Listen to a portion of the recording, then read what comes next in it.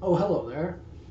You know, if you notice that people are more rude these days, I mean, riding on the subway, people are sprawled out on all the seats, or they got their feet on the chair and they're all thumb scrolling. And they block your exit. It's just generally walking down the street, people are like, "Rrr, rrr." It's interesting. I recently watched a clip of Toronto in the 1950s, and it was very interesting. People were like walking around downtown. Everyone was dressed nice. There were no bellies hanging out, no T-shirts that had like a veiled message that no one else understood, no tattoos, no piercings, no pink hair. Not that there's anything wrong with that, I suppose, but it just seemed a little more homogenous in that respect. That everyone was nicely dressed and they were polite, and it seemed like a safe environment.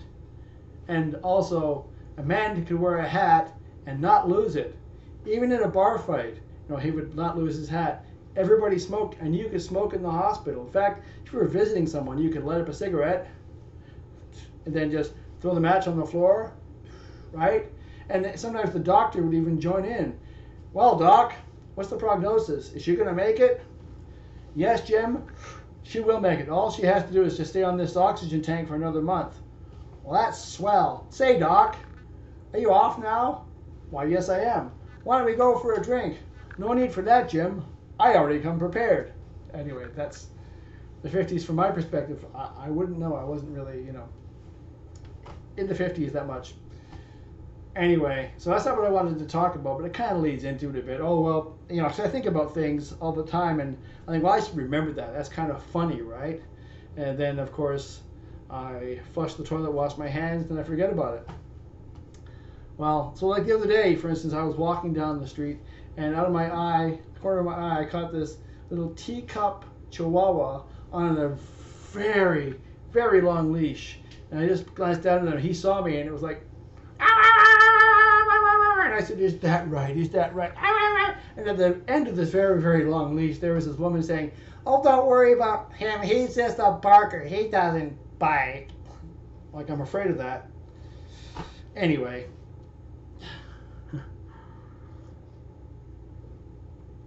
what I really wanted to talk about was something else I saw on television. Something about competitive eating, and I thought to myself, yeah, I've heard of this before. It's one of those things like dwarf tossing, right? Which has gone by the wayside. Obviously, nobody does dwarf tossing anymore. And don't tell the elf, but but competitive eating is still a thing. It's like, I don't know, some sort of perverse form of eyeball crack. Watching a bunch of people just shove hot dogs down their throat just to win accolades. Can you imagine, like, when they were kids? What do you want to be, Johnny, when you grow up? I want to be a fireman. What do you want to be? I want to be an astronaut. Little Timmy, what do you want to be? I want to eat hot dogs until I pass out. Okay, well, and the thing is, you'd think these guys would be all chubby guys. Not all of them. Some are, but some are not. Some of the champions aren't even really that chubby. There's regular guys. I think one of the world champions, he was some guy from Japan. His name was Hoshi. I forget his last name, and he was skinny. I thought, well, how can this be? He's shoving 50 hot dogs down his throat into his gob, and his tapeworm is going, for the love of God, slow down, Hoshi, slow down. It's really bizarre.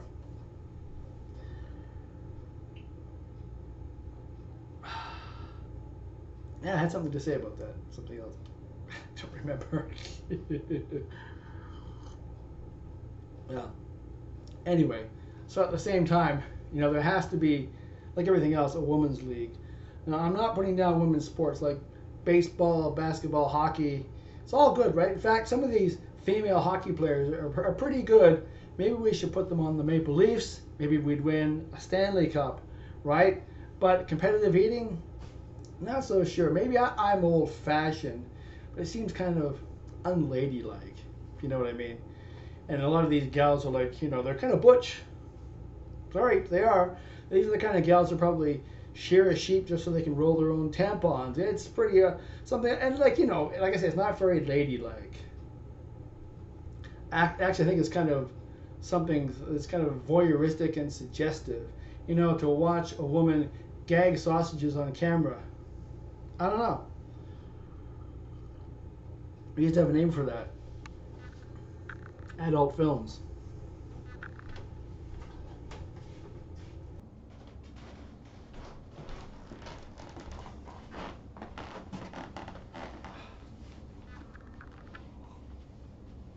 There's a whole other side to this competitive eating thing.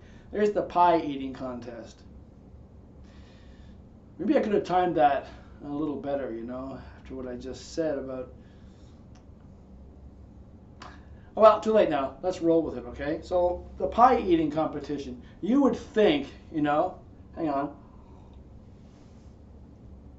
You would think that it would just be, a slice of pie and you shove it in your mouth as if that isn't bad enough. No, it's not that at all. You have to put your hands behind your back, face first into like a blueberry pie and start like a big old hog. You know what I mean? It's kind of disgusting.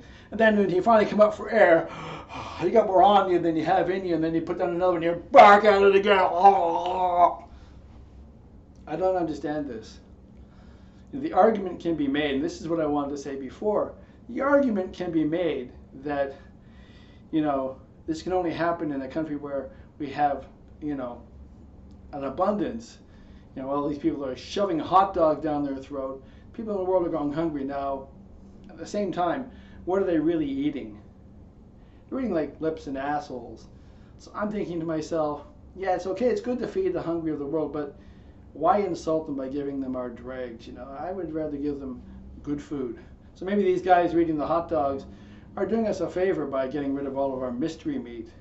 But then the blueberry pie thing, that's just gross. I don't know. But then again, if it is a sport, maybe it should be, let the world join in. Let's have an eating competition as an Olympic sport. You could have a singles competition, or you could have, I don't know, a team sport, right? How would that go, I wonder? Either way, you'd have to have a defibrillator in case one of these munchers has a heart attack. So imagine it's like Team Italy versus Team New Zealand, for instance. How would that go?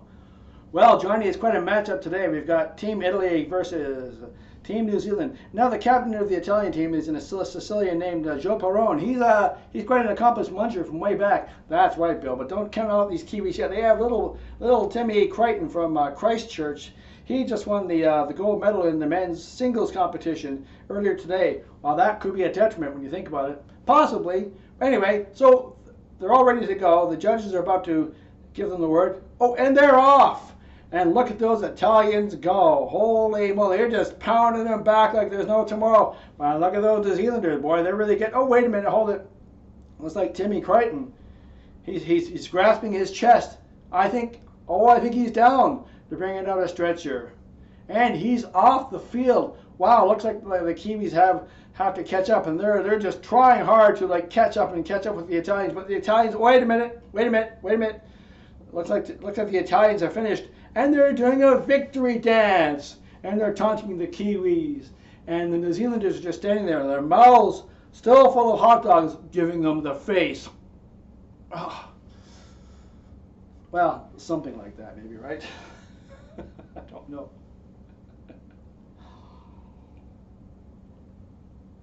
That's my take on competitive eating. Yeah, it's a bizarre... you would call it maybe a social phenomenon. I don't know. Not like wrestling or something, which is like a real sport, isn't it? Or midget wrestling. That used to be a thing too. Ah, man. Sims was anyway. That's my take on it. So if you like that, you know what to do. I'm not doing any cooking today. It's been too hot lately. I just don't. I have air conditioning, so I'm not concerned about that. It's just I don't feel like, summertime. It's just, I'll get back to it.